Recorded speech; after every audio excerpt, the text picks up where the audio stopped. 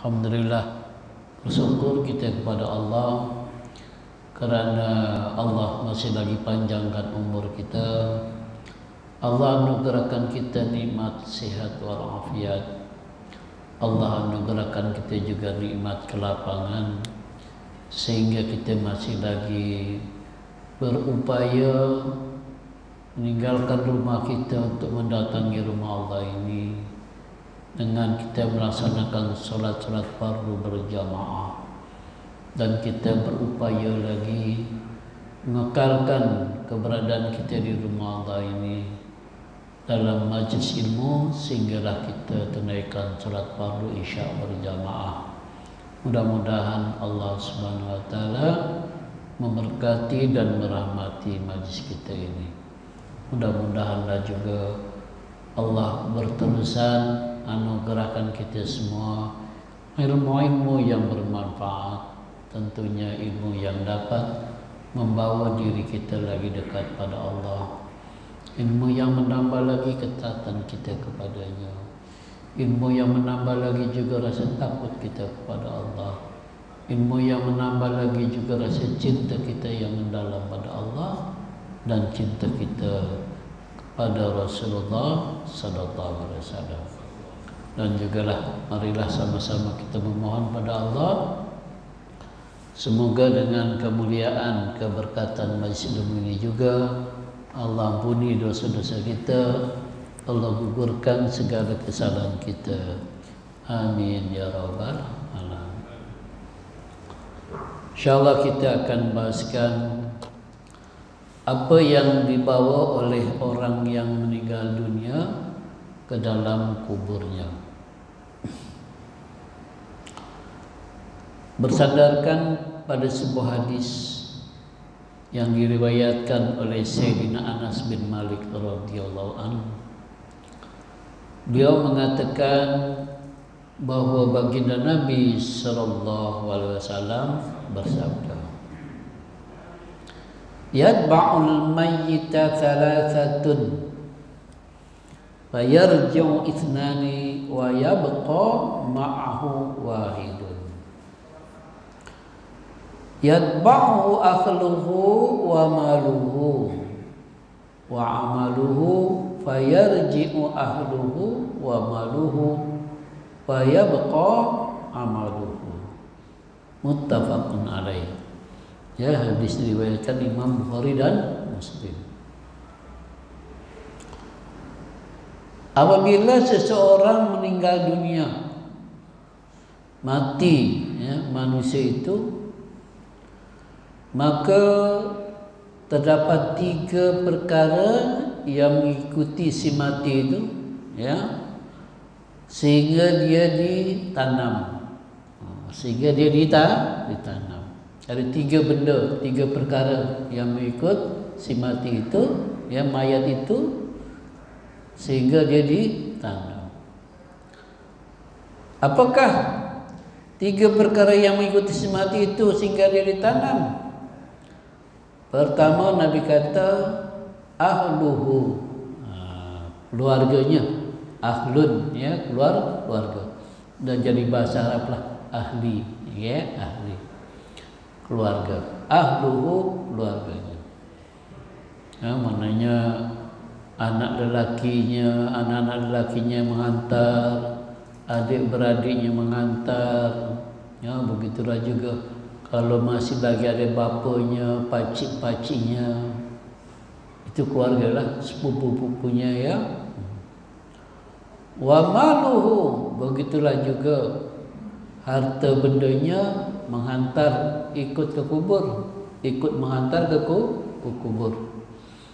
Keretanya mengantar, motosikalnya mengantar, kereta macam-macam mengantar, ya, kereta Mercedesnya yang dibawa anak sulungnya ikut sekali bawa ahli keluarga. Kereta BMW-nya 7 Series pun dibawa oleh anak nombor 2 ke kubur, ya. Motor Harley Davidson dibawa oleh anak bungsunya ke kubur. So dia mengantar. Yang ketiganya wa amaluhu, tentunya adalah amal-amalnya juga ikut menghantar ke kubur. Wa fayarji ahluhu wa maluhu. Sementara tiga, ya, dua daripadanya balik, keluarganya balik. Ada siapa yang nak tinggal di kubur? Lepas tu imam beri talqin apa semuanya, lebih kuranglah ya 15 menit, 30 menit, keluarganya masih lagi lah siram-siram, tabur bunga dan sebagainya kan. Lepas tu 30 menit semuanya dah balik dah. Ya. Begitulah juga yang balik wa maluhu, harta bendanya. Kereta Mercedes balik, BMW 7 Series balik, motosikal Harley Davidson balik, bahkan kain batik lepas pun balik juga. Kalau kain batik itu dibuat kubur, ya, ambil balik, ya. Kain kafan ya itulah yang disediakan surau masjid adalah yang dipakai, ya. Wa yabqa amaluhu, yang tinggal bersama-sama si mati itu amalan-amalannya yang menemani di kuburnya itu. Apakah amalan-amalan tersebut? Dihuraikan di sini, ya, oleh Abu Hurairah radhiyallahu anhu. Amal perbuatan yang mengikut seorang mukmin yang meninggal dunia, kalau yang mati itu, ya, orang beriman, maka amal perbuatannya itu meliputi, pertama kata Abu Hurairah, ilmu yang diajarkannya. Ilmu yang diajarkannya. Ini rugi ya kalau kita ni masih hidup lagi, masih boleh bergerak, masih boleh berpikir, kita tidak mengajarkan ilmu. Saya ni bukan ustaz, nak mengajar macam mana? Ustaz boleh, ha? Ini pemikiran yang salah.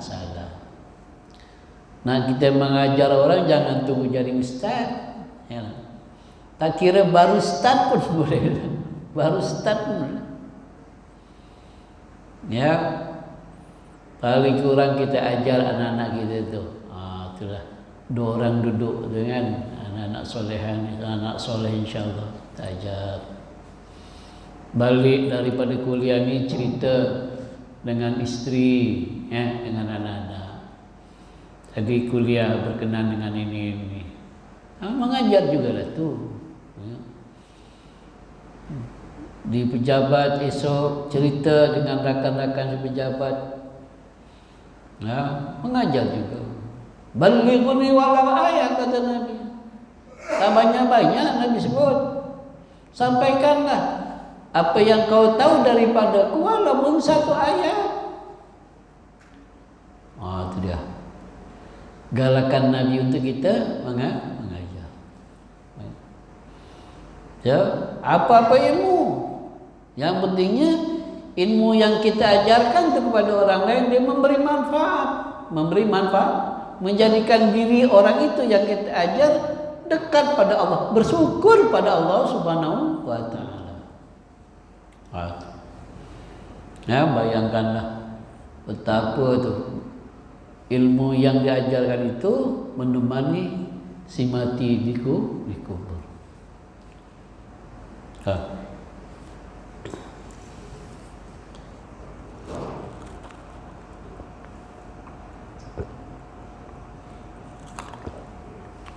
Yang keduanya, anak solehah yang ditinggalkannya.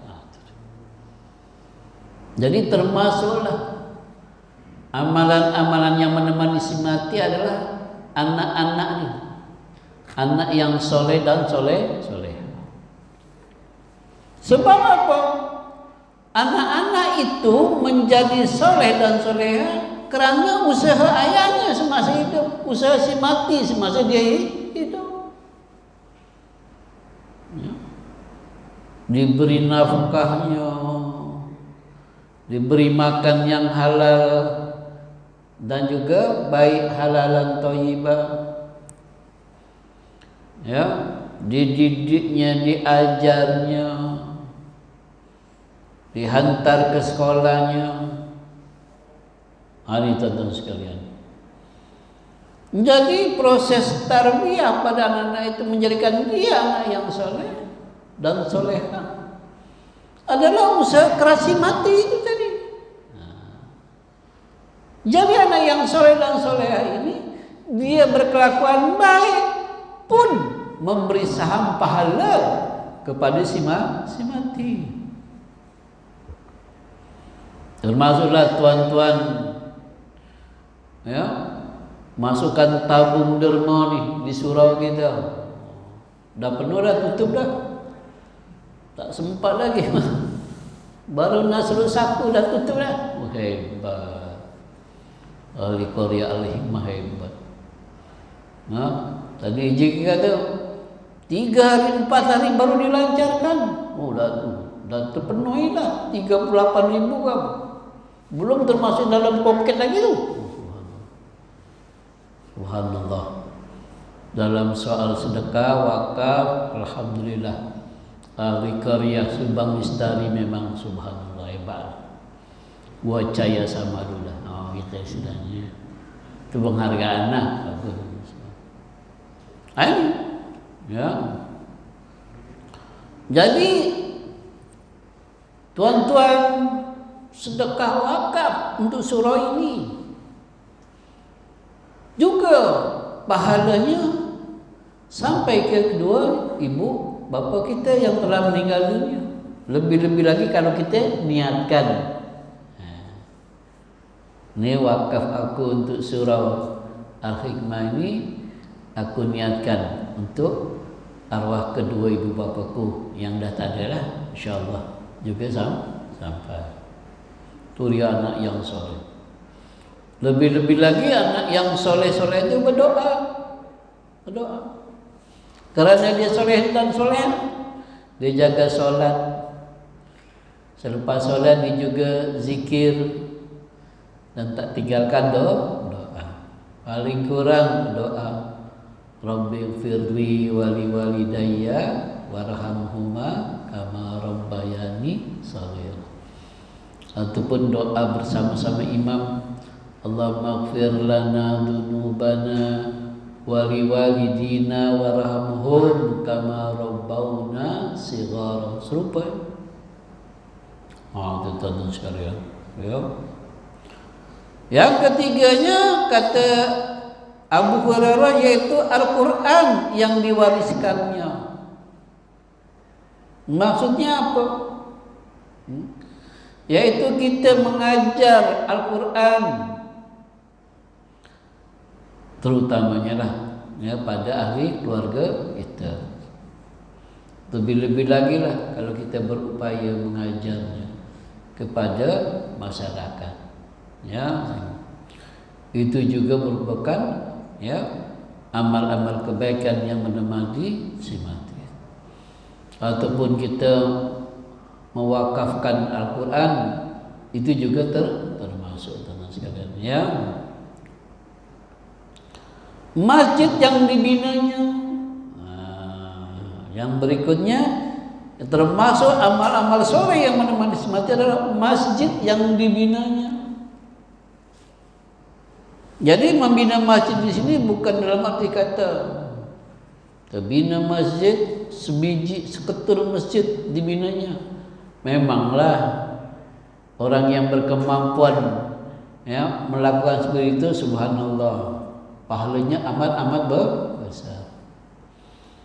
Tapi termasuk juga pengertian membina masjid adalah kita menyumbang apa saja untuk pembinaan masjid.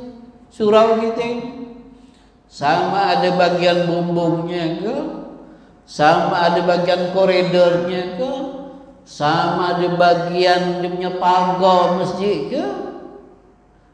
Semua itu adalah kategori membina masjid. Bersandarkan sabda baginda Nabi sallallahu alaihi wasallam, barang siapa yang membina masjid meskipun sebesar reban ayam, kata Nabi, meskipun besarnya sebesar reban ayam, banallahu qasran fil jannah, nanti Allah akan bina baginya sebuah istana Mekah di surga nanti. Ya. Jadi kita menyumbang mengikut kemampuan kita, sama artinya tuh. Kita membina masjid itu. So, rugilah. Terus teranglah saya kata, rugilah kita kalau kita tidak mewakafkan sebagian daripada harta kita ini untuk pembinaan rumah Allah. Buatlah sebatas mana yang kita mampu dan sebagainya. Kerana itulah sedekah itu untuk masjid itu yang akan menemani dari si mati dalam kuburnya. Yang berikutnya kata Abu Hurairah adalah rumah yang disediakan untuk orang yang sedang melakukan perjalanan jauh. Oh, ini rumah wakaf. Rumah wakaf. Teman-teman sekalian, dalam kuliah yang lepas, ingat lagi saya kan, susah memang, tak jumpa di Masjidil Haram, di Masjidil Nabawi, di Masjid Namirah, di Masjid Aisyah di Tanaim, di Masjid Al-Qisas di Jeddah, yaitu tabung masjid memang tak jumpa. Ada jumpa? Haji Zaim ada jumpa ke tabung masjid di Masjidil Haram? Tak jumpa, saya tak jumpa. Memang tak ada. Habis dari mana ni? Maintenance Masjidil Haram, Masjidil Nabawi, masjid-masjid yang lainnya An-Namirah,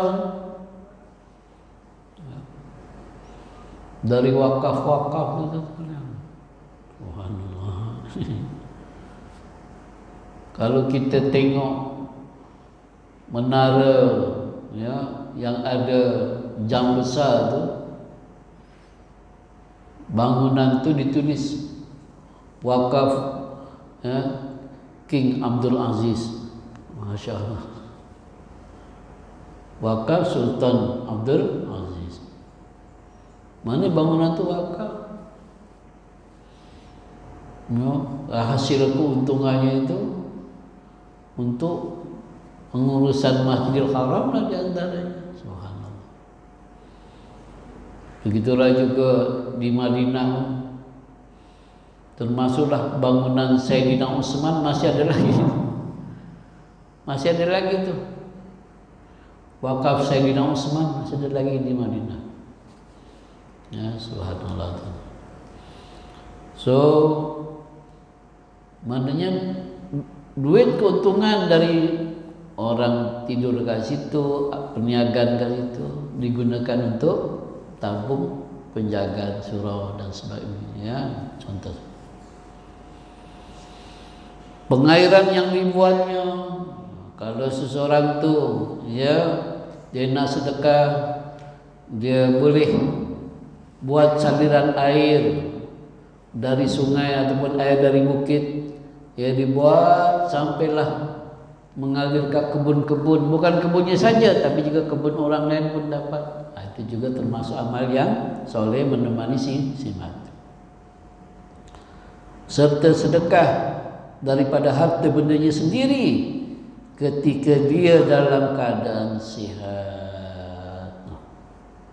Kita dalam keadaan sehat ni masih lagi berupaya mencari duit, kan? Jangan lupalah sebagian daripada rezeki yang Allah berikan itu sedekahkan. Ya, jangan sampai tadi kita lalai daripada sedekah. wa anfiqu mimma razaqnakum min qabli an ya'tiya ahadakumul maut fayaqula rabbi laula akhartani ila ajalin qarib fa asaddaq wa akum minas salihin. Oleh sebab itu kata Allah, infakkanlah sebagian daripada rezeki yang Allah anugerahkan kepada kamu, infakkan, belanjakan di jalan Allah sebelum mati datang menjemput kamu. Sebelum mati,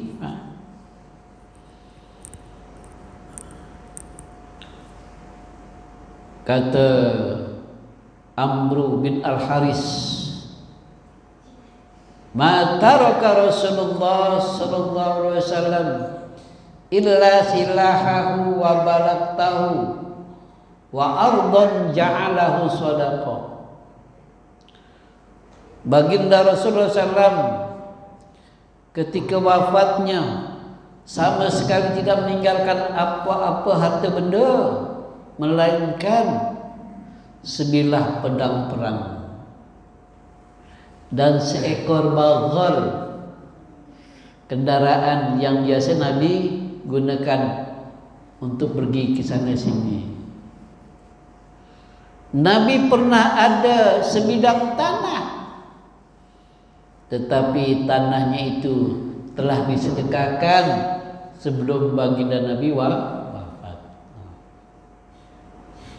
Nah, ini cerita bagaimana keadaan Nabi, ya. Tak ada harta benda pusaka dalam bentuk, ya, harta benda. Begitulah juga kata Sayyidatina Aisyah radhiyallahu anha, ma taraka Rasulullah sallallahu alaihi wasallam wala dirhaman wala dinaran wala syatan wala ba'iran. Nabi sallallahu alaihi wasallam ketika meninggal dunia tidak meninggalkan pada kami sama ada dalam bentuk duit dinar ataupun dirham, tak ada, kata Aisyah. Seekor kambing pun tak ada, seekor unta pun tak ada. Ya, Nabi kuat bersedekah. Kembali dari firman Allah dalam soal munafikun, wa anfiqu mimma razaqnakum min qabli ayyatiya ahadakumul maut. Oleh sebab itu, nafkahkanlah, belanjakanlah hartamu, sebagian dari hartamu itu sebelum mati datang menjemput kamu. Jangan seperti orang yang kedekut ketika mana berhadapan dengan sakaratul maut baru menyesal, kata Allah.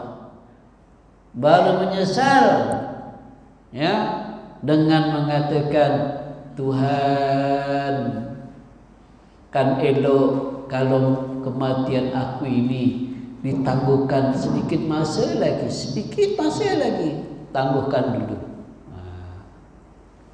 Untuk apa? Fa asaddaqa wa akum minas salihin. Janji. Ya, ini dah dihalkum nyawa dah nih. Dah sanggup dihalkum dah nih. Ya? Dia kata janji, aku nak sedekahkan harta yang aku ada ini. Oh, tu dia. Ya, janji apa yang dia nak buat pertama kali apa? Dia nak sedekahkan harta yang dia ada. Dan janji, aku nak jadi orang-orang yang baik-baik, menjadi orang yang baik. Wa akum minas salihin. Ya. Tapi Allah jawab, la yu'akhirullahu nafsan idza jaa ajaluha wallahu khabirum bima ta'malun. Jika kematian seseorang dah sampai ajalnya, tak dapat ditangguhkan lagi.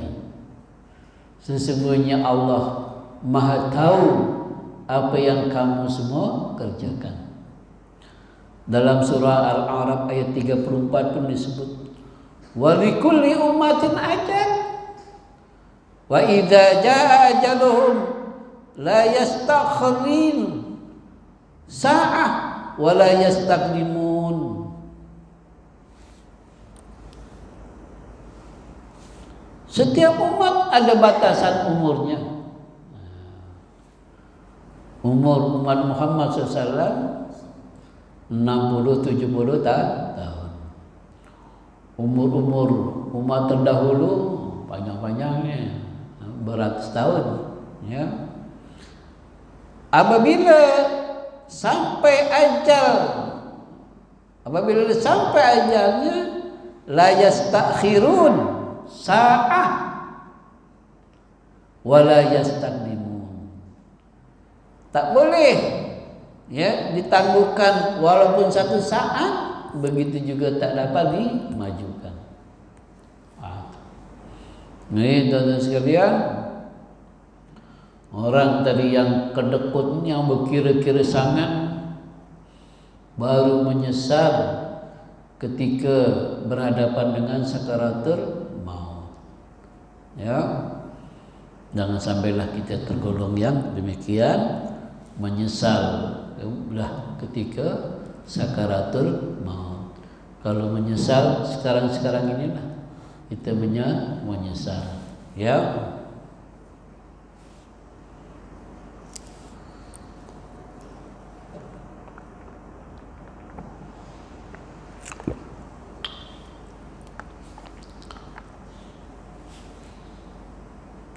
Sebuah hadis daripada Anas bin Malik radhiyallahu anhu.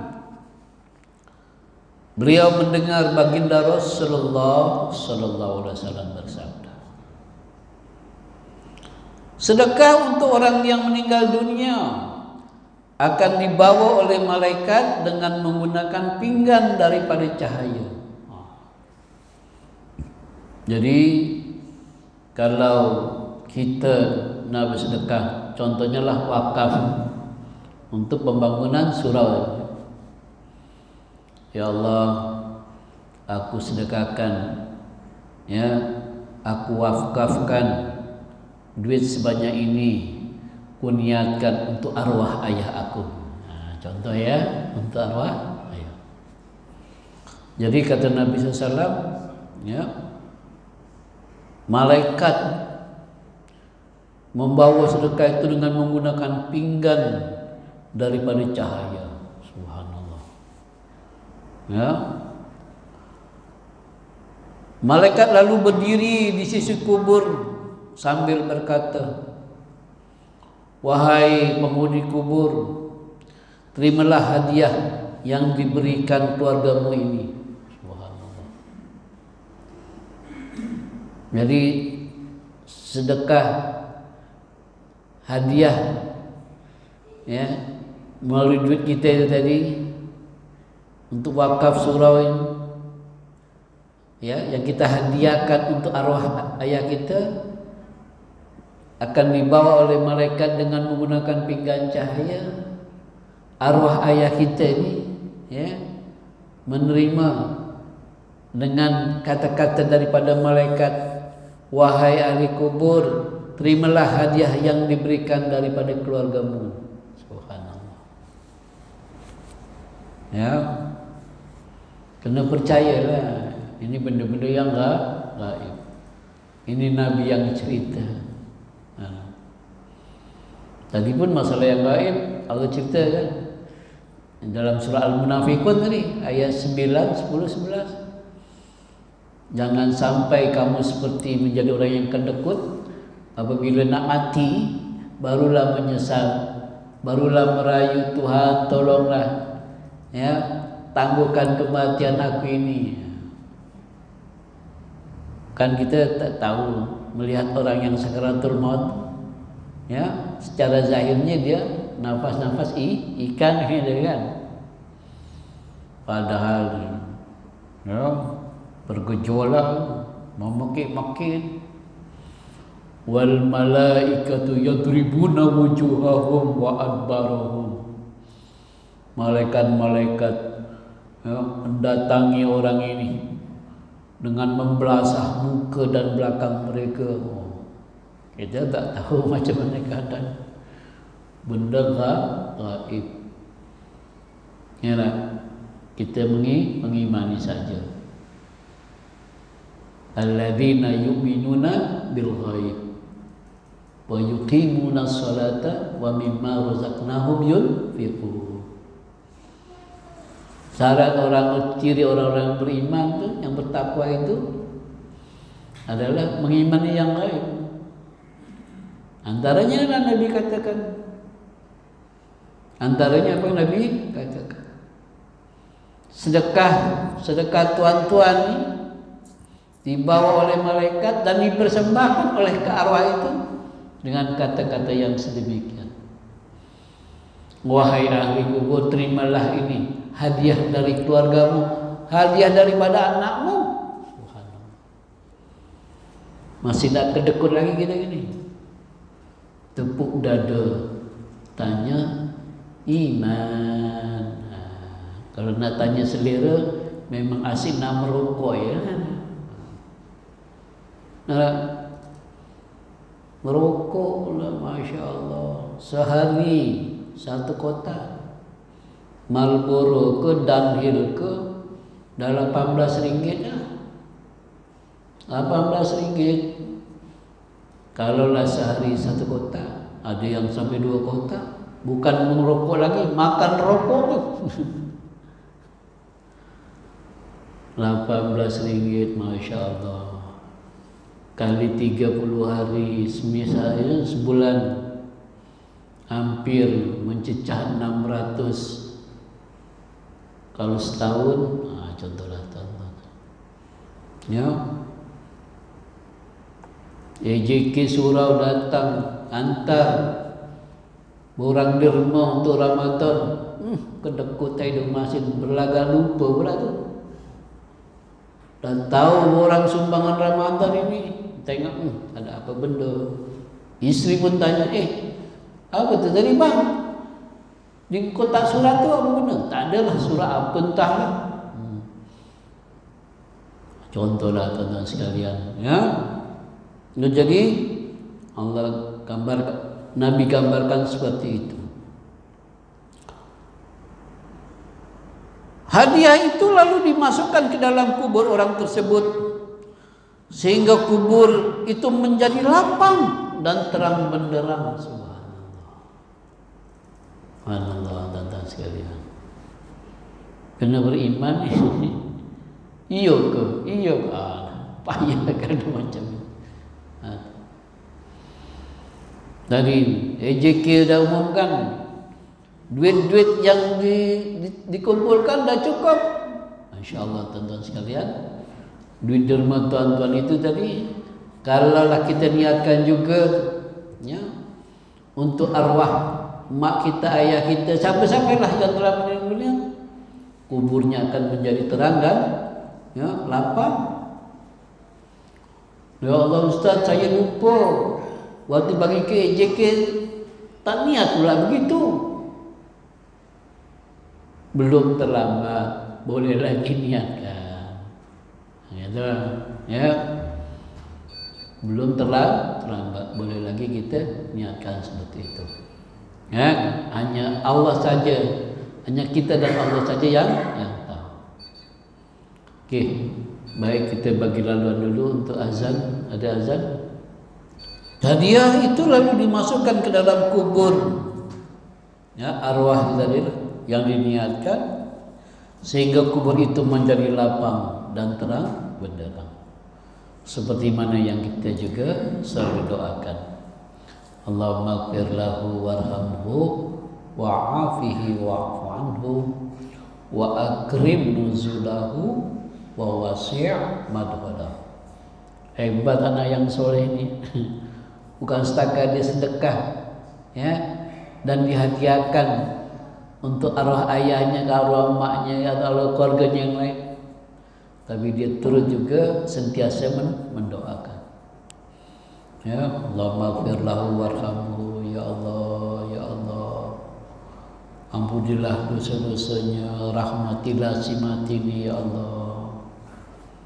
Ya.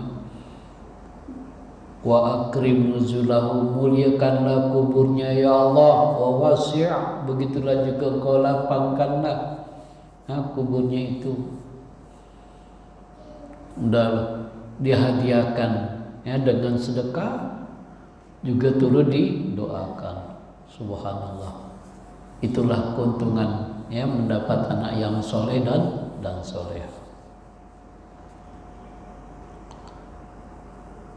Kemudian dia berkata, tuh, ini arwah yang berada dalam kubur, dia berkata di hadapan malaikat yang menyampaikan itu, semoga Allah Subhanahu wa taala membalas segala kebaikan keluargaku dengan sebaik-baik balasan. Sedangkan orang yang tidak mendapat doa daripada anaknya dan daripada orang lain akan menderita di dalam kuburnya. Apabila anak doa pun tak ada, nak sedekah untuk dihadiahkan ke arwah ayahnya umpamanya pun tak ada. Bayangkanlah Nabi kata betapa menderitanya itu tadi. Ya, nih si mati di dalam kuburnya itu mengharap-harapkan ya ada antar doa dan juga yaitu hadiah apun pahala melalui sedekahnya itu. Lihat sekalian,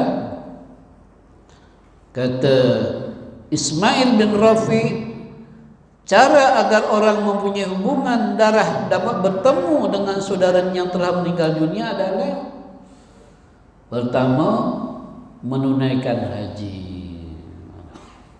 Tuan-tuan sekalian,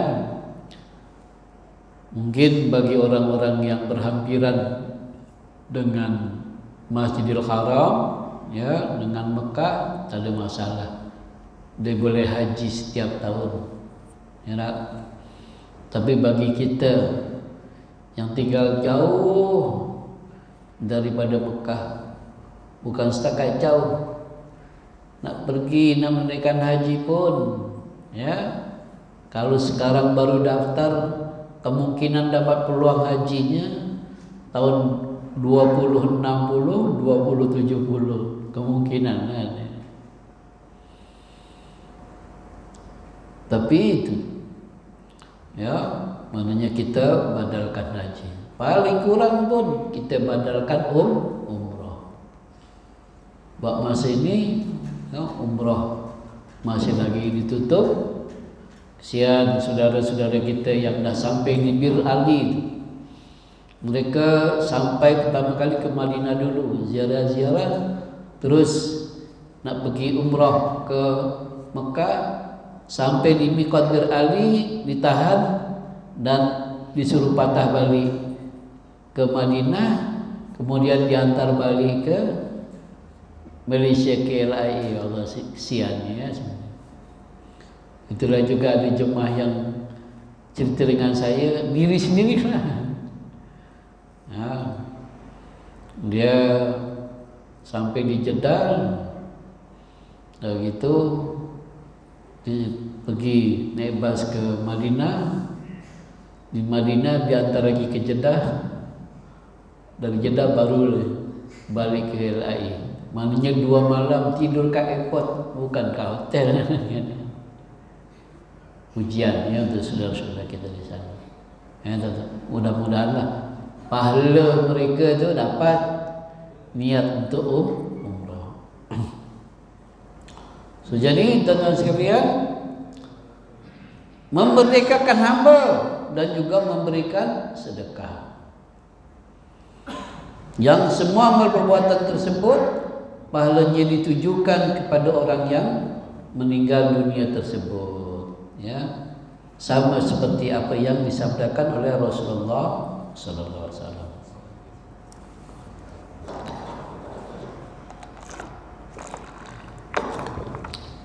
Jadi jangan kita kedekut dengan harta, ya, maknanya sehingga berat rasanya untuk menginfakkan harta kita di jalan Allah, terutamanya bagi, ya, menginfakkan untuk pembinaan rumah Allah seperti masjid surau kita ini.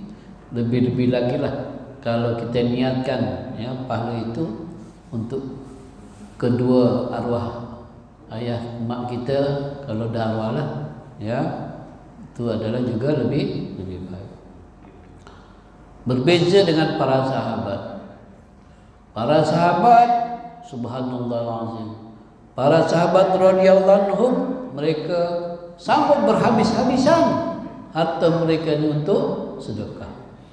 Ya, seperti mana ketika Sayyidina Umar Al-Khattab radhiyallahu anhu, ya, yang mati ditikam sebelum menembuskan nafas yang terakhir, Sayyidina Umar mendengar seorang yang menziarahinya berkata, aku berharap agar kulit Amirul Mukminin Sayyidina Umar ini tidak dapat disentuh oleh api neraka. Sayyidina Umar dengar tuh doa daripada, yaitu pengikutnya, rakyatnya. Sayyidina Umar sempat berkata, orang yang membuatmu terpesona adalah orang yang rugi, kata Sayyidina Umar. Demi Allah, seandainya aku memiliki semua yang ada di dunia ini, maka aku akan menembus kedahsyatan mati dengan semua yang aku miliki itu. Hebat.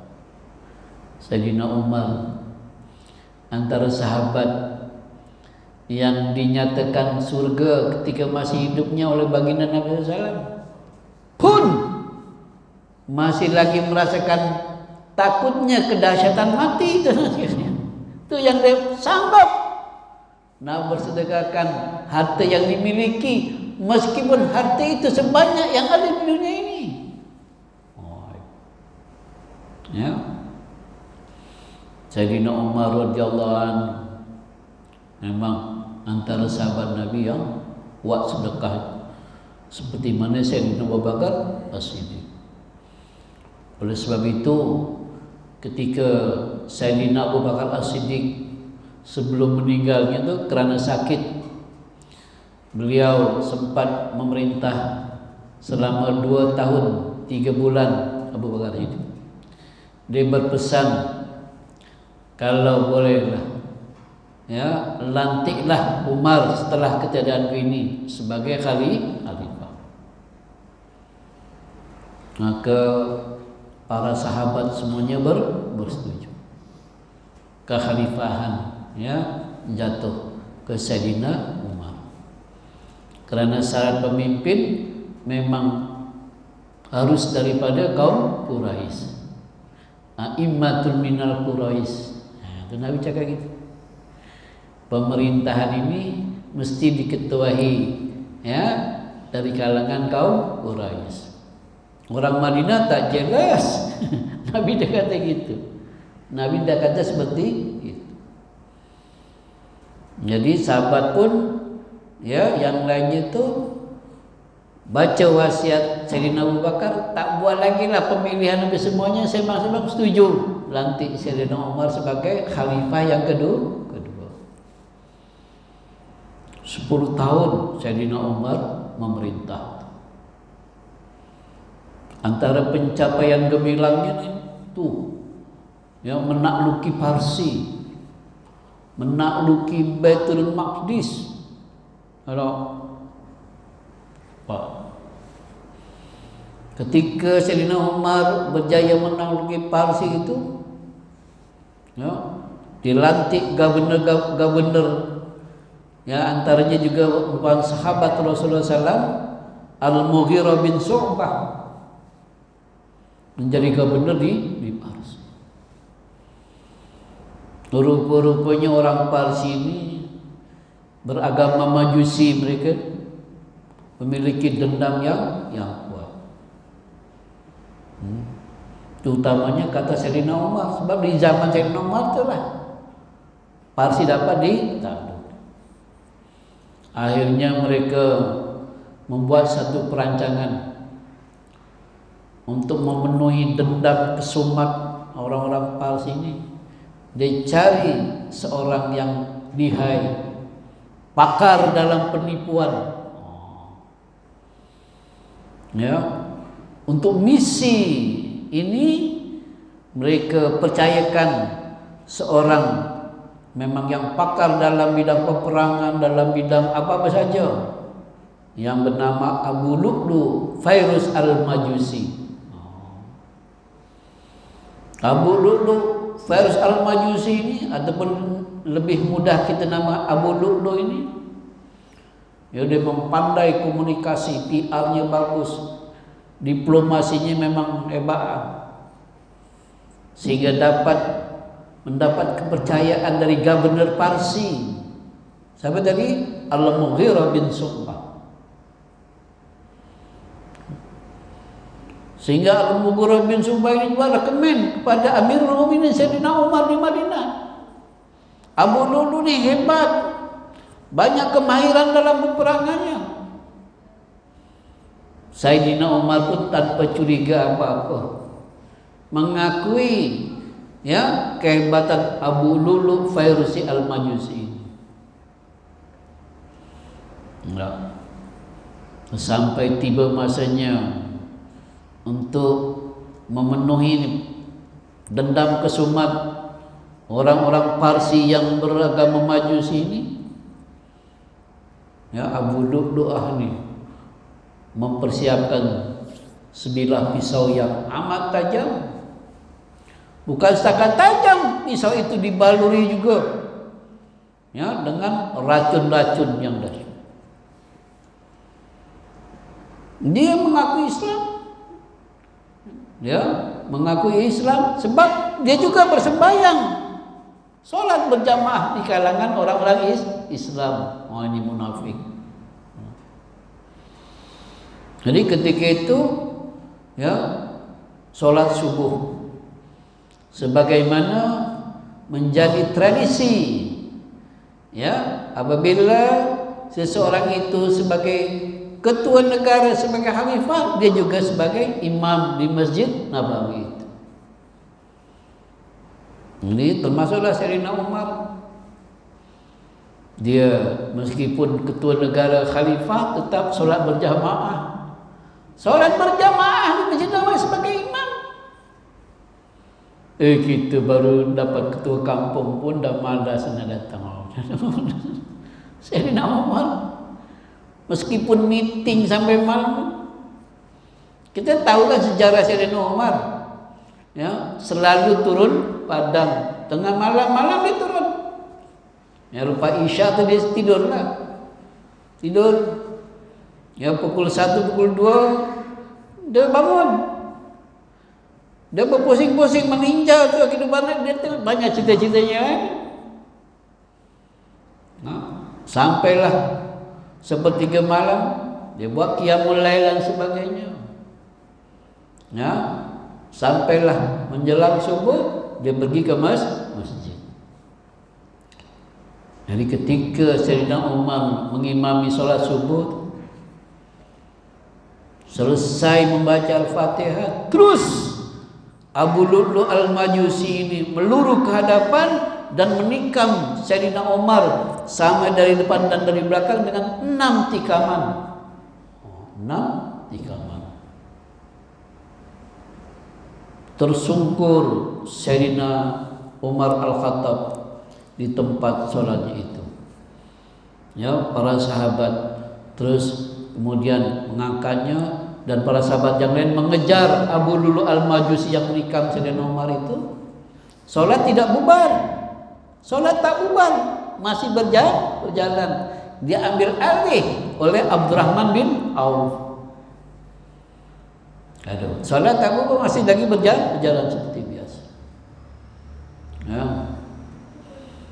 Nah, Abu Lu'lu' al-Majusi ini yang menikam Sayyidina Umar, ya, dia dikejar, diburu, ada yang ya, meriwayatkan bahwa Abu Lu'lu' akhirnya menikam diri sendiri, matilah. Oke, Sayyidina Umar masih lagi, ya, boleh bernafas. Dibawa ke rumahnya, diobati. Apabila tabib yang menjaganya, menguruskannya, memberi obat-obatan, buru-buru beramal, semua ramuan-ramuannya keluar daripada perut-perutnya yang ditikam tu lah, bekas-bekas tikamannya itu. Oh, dahsyat racunnya. Sempat lagi Sayyidina Umar bertanya, siapakah orang yang membunuh aku? Kata pengawal yang menjaga Sayyidina Umar, pembunuhnya ialah Abu Lu'lu' Fairuz al-Majusi.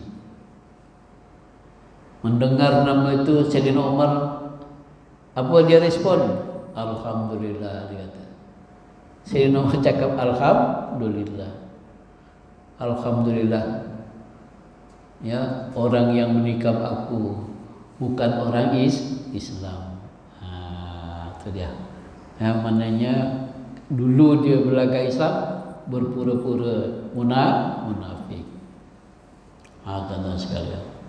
Sehinggalah kata-kata terakhir Sayyidina Umar Al-Khattab, ya, demi Allah, seandainya aku memiliki semua yang ada di dunia ini, maka aku akan menebus kedahsyatan mati dengan semua yang aku miliki itu. Subhanallah. Ya. Sebab matinya Sayyidina Umar, dibunuh, mati syahid. Matinya Sayyidina Utsman, khalifah yang ketiga, pun dibunuh, mati syahid. Ya, kedua-dua orang ini ketika itu ada bersama-sama Nabi di atas bukit Uhud. Di atas bukit Uhud. Jadi ketika Nabi dan para sahabatnya berada di bukit, tiba-tiba bukit Uhud bergegar. Bergegar. Kemudian Nabi bercakap dengan bukit itu. Nabi boleh bercakap dengan bukit, boleh bercakap dengan sebatang pokok tamar, ya, boleh bercakap dengan untanya. Mujizat kasyaf. Jangan percaya orang pula boleh bercakap dengan kambing. Bergegar ni bukit Uhud. Nabi berkata-kata dengan bukit itu, ya Uhud, berhentilah kamu dari bergegar, sebab di atasmu sekarang ini ada seorang Rasul, ada seorang as-siddiqin. Siapa maksudnya itu? Sayyidina Abu Bakar. Dan ada 2 orang syahid. Ketiga itu Nabi cakap begitu lah. Ada 2 orang syahid. Jadi ketika itu yang bersama Nabi, Sayyidina Abu Bakar, Sayyidina, ya, Umar, Sayyidina Utsman.